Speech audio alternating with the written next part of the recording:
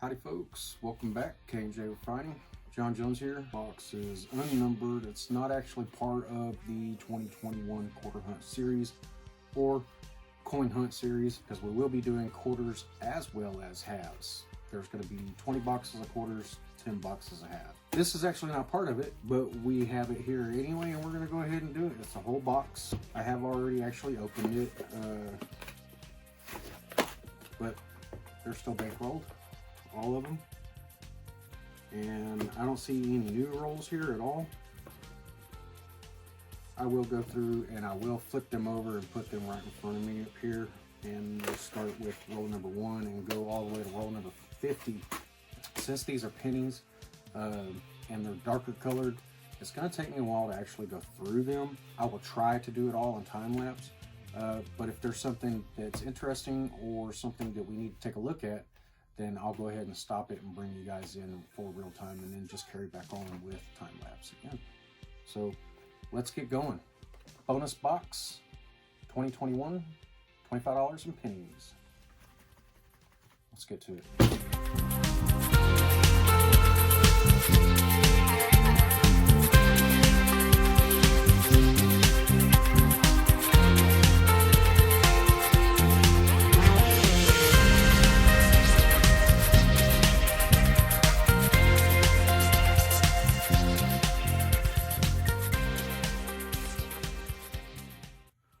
So I just flipped over every roll. I do see a lot of shield cents, but I also see a lot of copper Lincolns in here also. We do have one wheat ender. It's reverse. I do not see initials. I don't see any initials on the bottom there of the reverse, so we're going to assume that's not the VDB. Starting here, roll number 1, ending here, roll number 50, and I'll bring you guys in if I find anything spectacular. Until then, stick around because this is all going to be in time lapse. This will be painfully excruciating for anybody to watch, even somebody that has all time on their hands. I'm going to go ahead and do them in time lapse. Save you guys the trouble. Stick around.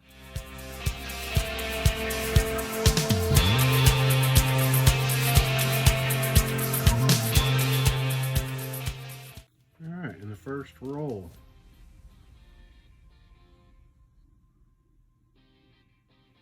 do not have initials on the back. And that's going to be a 1948 Denver wheat.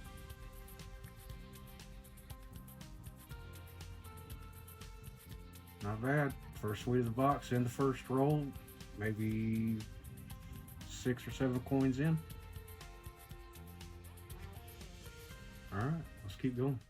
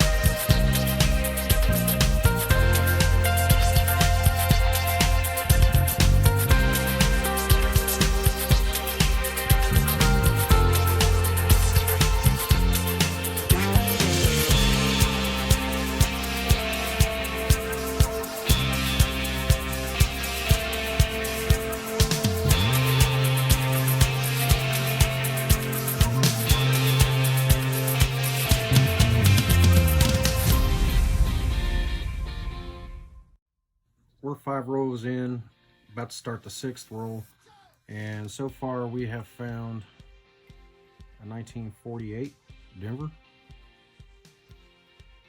Pretty nice condition, not too bad really at all. See if I can zoom in on this a little bit. There we go. 1948 Denver. We've also found 1968 San Francisco.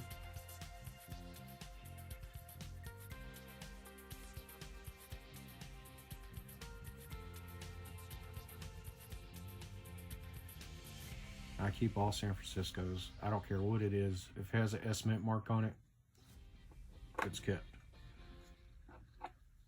As well as 1974 San Francisco.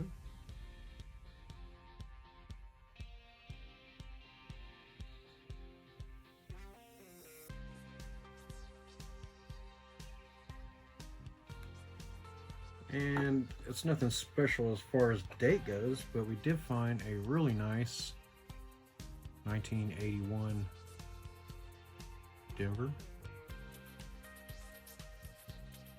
It's probably better than the one that I currently have in the book.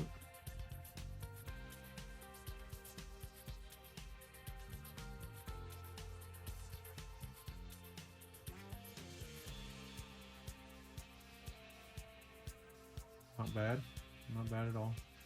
Roll number 6 coming up. I'm going to go back to time lapse.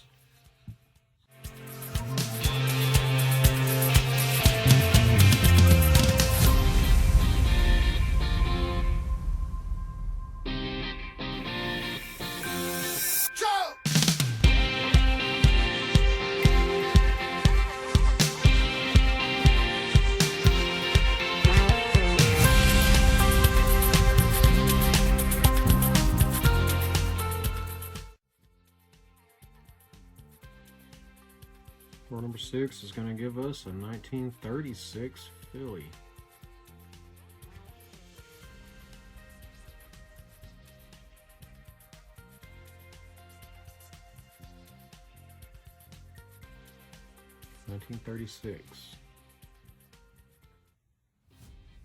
That's wheat number 2 for the box. Let's keep going.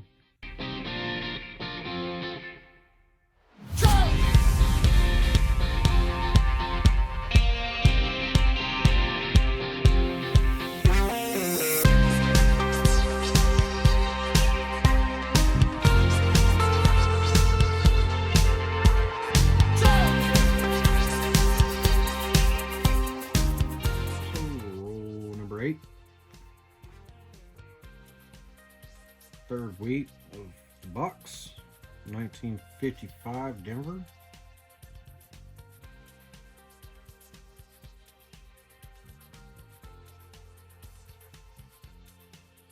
Not in the best of shape, but it's another wheat. 1955 Denver. Let's keep going.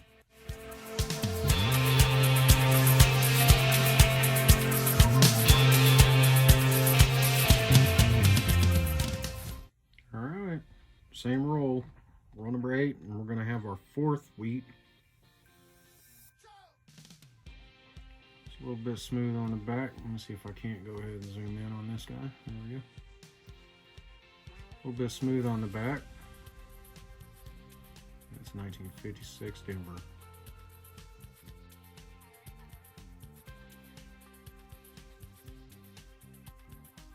All right, wheat number 4 of the box. Let's keep going.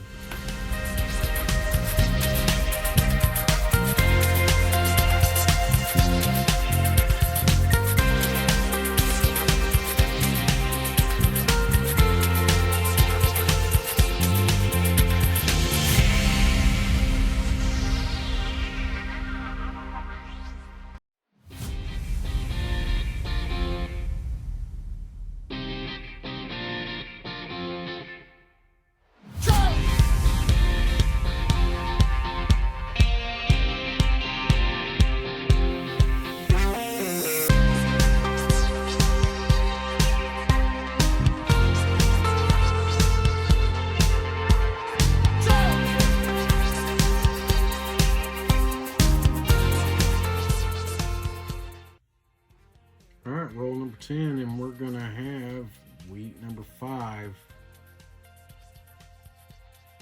Roll number 10. It's a 1957 Denver. Not bad. Wheat number 5, 1957 Denver. All right, let's carry on.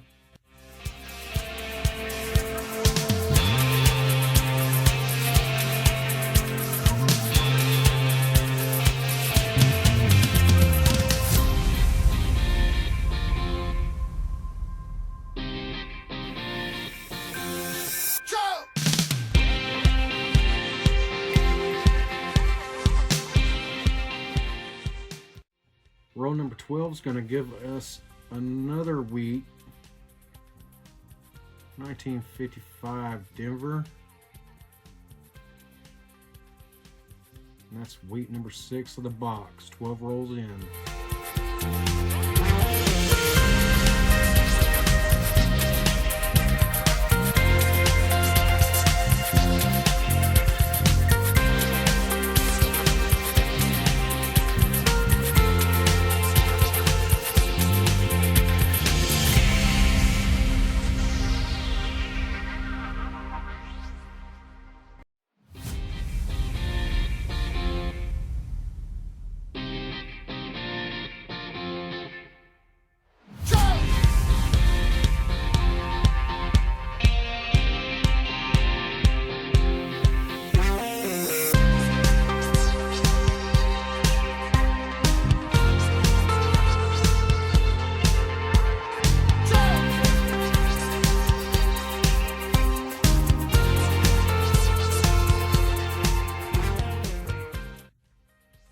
Alright, just halfway in and we're getting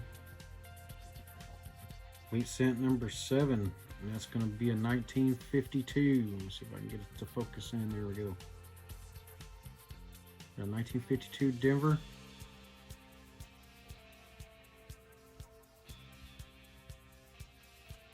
Not bad. Alright, we're going to keep on going.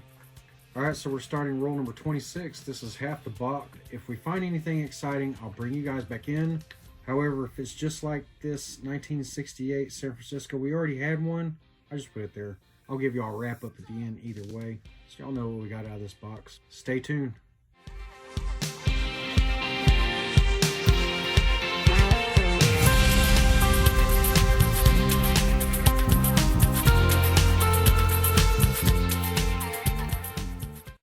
Alright, so I had to stop for this one. I have found a couple of other Wheaties, but we just found a 1936 Philly. Now, it's not the double die burst, but it is a 1936. It is a key date. It's actually not in bad condition, actually. 1936. Pretty decent condition. Alright, we'll keep going. Just pulled this one out. And I see an older Wheatie right here behind that last penny right there.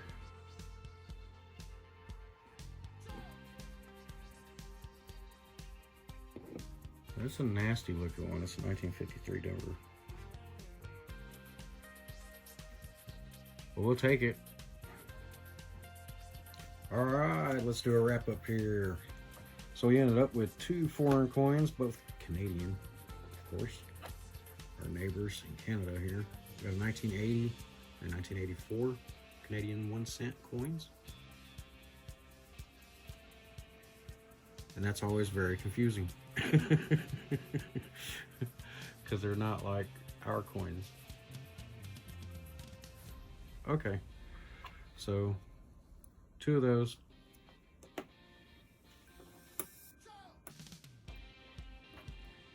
And of course, the nice cross penny. Find one of these about every 3 or 4 boxes of pennies. I keep them. I like them. I have a whole page of them. All right. And these 2 1981 I'm keeping to check against the book. Both very nice. Let me see if I can't zoom you guys in a little bit here.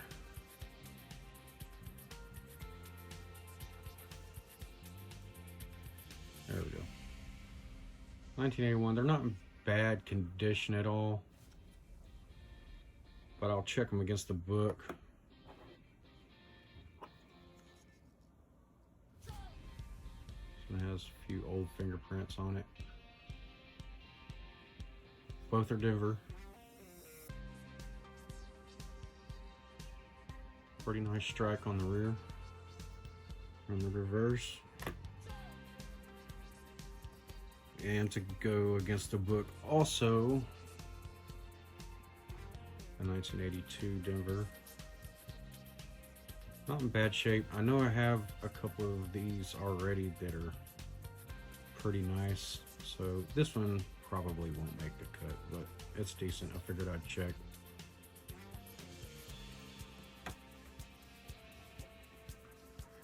And the 2009. So the reason I kept this out is because I have a book that goes 1960 to present. And Trent the other day asked me, how come it stops at 2008? And I told him, because I have these already from the mint. So I don't keep them in the book.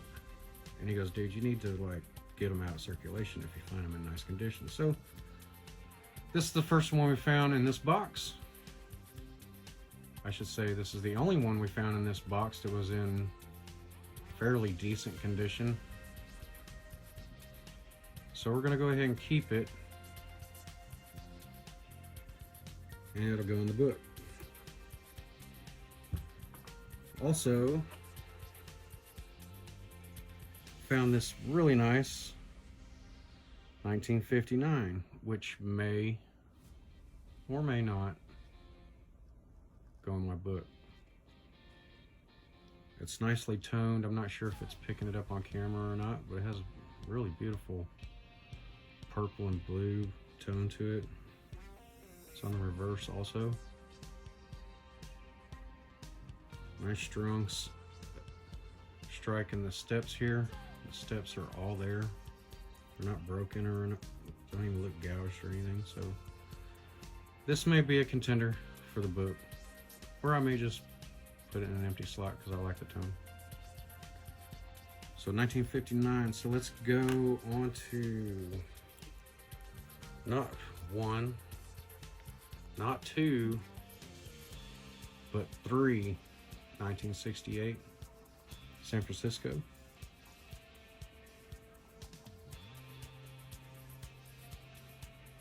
They're kind of dirty, they're nasty, but I'll take a water pick after them with some hot water and it'll knock a lot of that out of there. And it's not abrasive, so.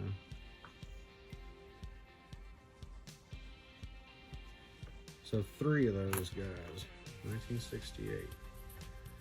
We also managed to pull out a 1971 San Francisco.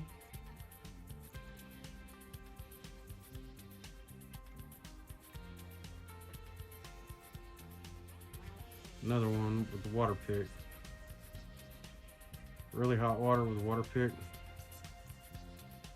Knock all that junk out of there. 1973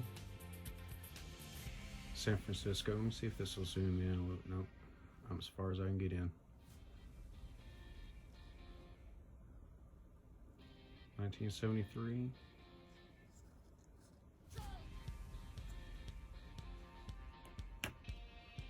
We also have ended up finding two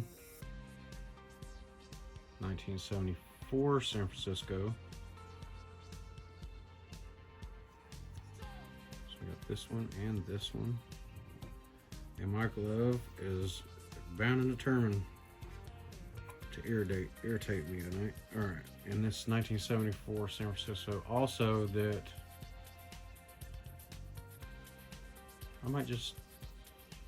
I might flip that one up. This one actually looks really, really nice. The coppers has definitely darkened a little bit, but I mean, it still has a really nice detail. Doesn't look worn down.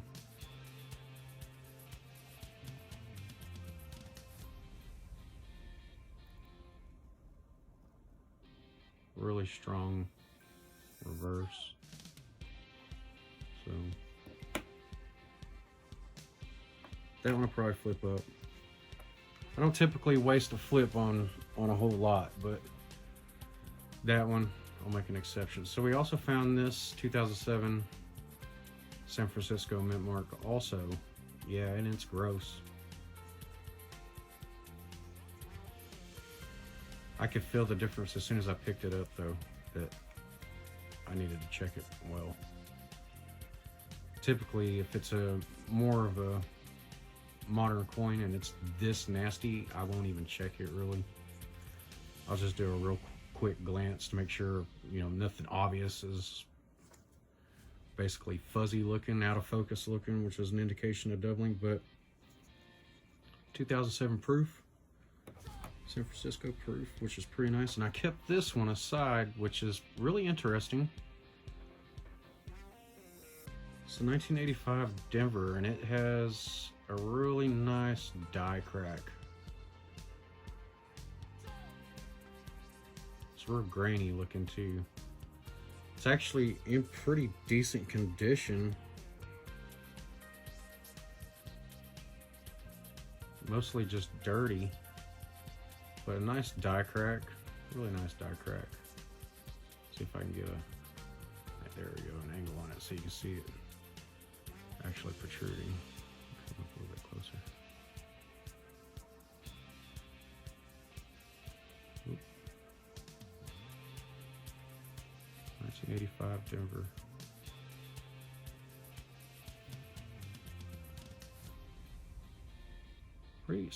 Like I said, it's still pretty decent condition. You can see it's real grainy. The planchet is.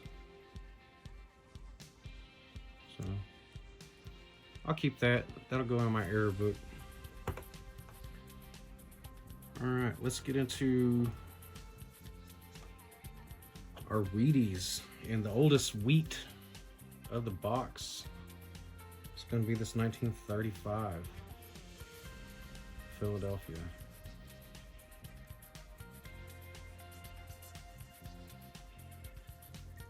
And I actually think I need a 35, but the interesting thing about this coin is this top. Let's see how close can I get this? This top right here actually looks like other metal. Almost like a cud error. It's right there and right here on the chin. Could have been a very interesting coin at some time, but now it's just a worn down coin.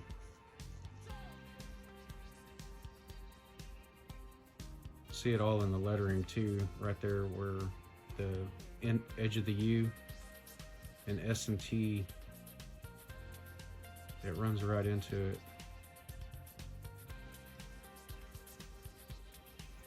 But 1935 Philly.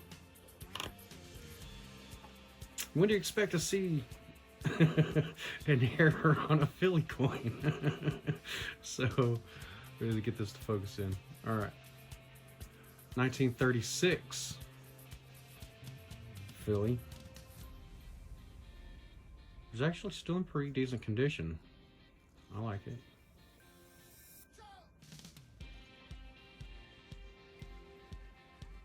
It'll go in the Wheaties box.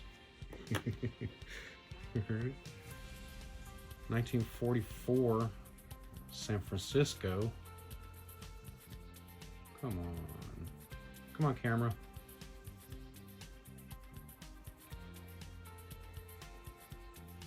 $1944 San Francisco. I really wish this one was in better condition. Of course, nobody ever wishes it was in worse condition, but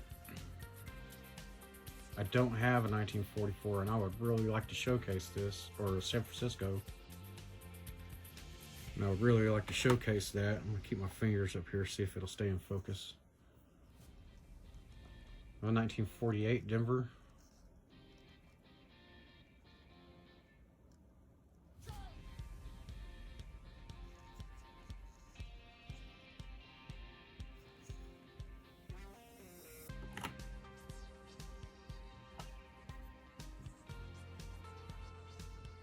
'51 Denver.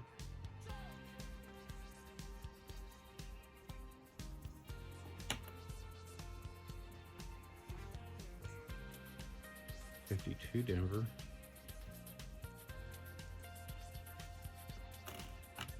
And we ended up with our ugly duckling,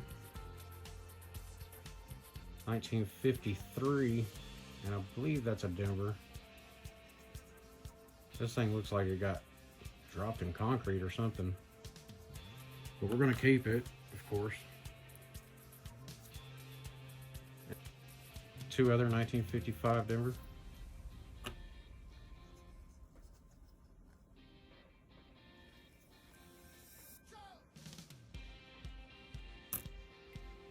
Two 1956.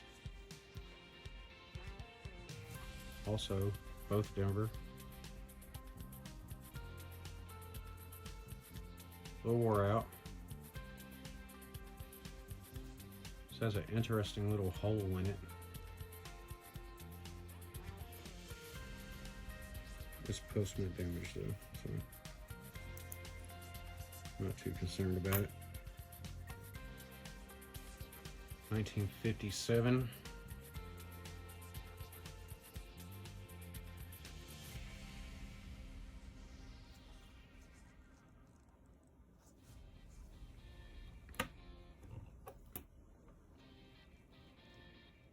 And the end year, 1958 Denver.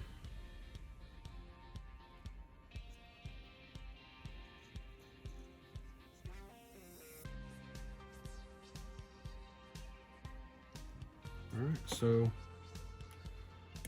that's actually 14 wheats that we got out of that box. Now let's see something here.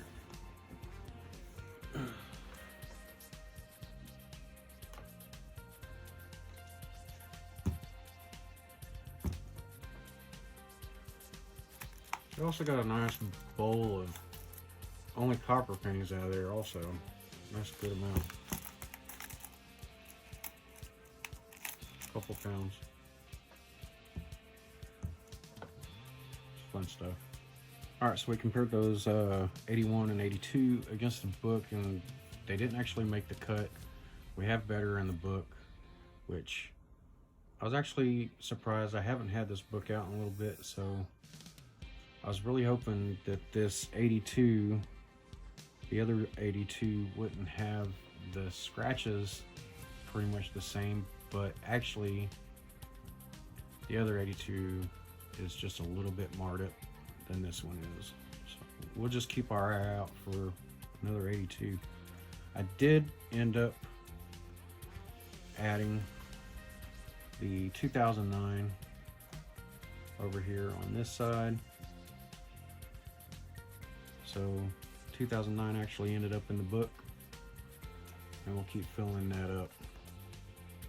So now I guess the goal for this book is to get actually 2 present. Just show off some of my other 1-cent coins in this book, which I'm quite proud of. Quite a few of them. Have quite a few of also San Francisco's, which is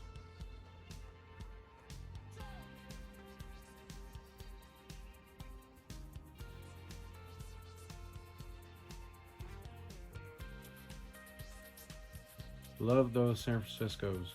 I don't know why. I just can't get enough of them. I love San Francisco mints.